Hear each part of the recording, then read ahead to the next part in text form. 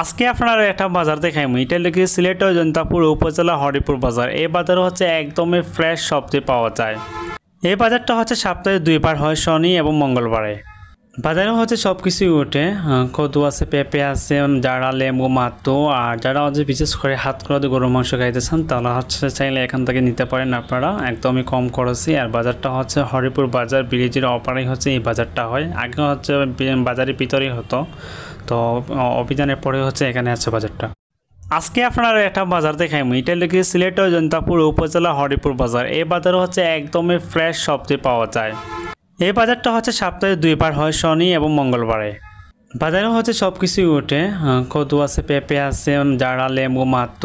আর যারা হচ্ছে বিশেষ করে হাত করা দিয়ে গরুর মাংস খাইতেছেন তারা হচ্ছে চাইলে এখান থেকে নিতে পারেন আপনারা, একদমই কম খরচই। আর বাজারটা হচ্ছে হরিপুর বাজার, ব্রিজের অপারেই হচ্ছে এই বাজারটা হয়। আগে হচ্ছে বাজারের ভিতরেই হতো, তো অভিযানের পরে হচ্ছে এখানে আছে বাজারটা।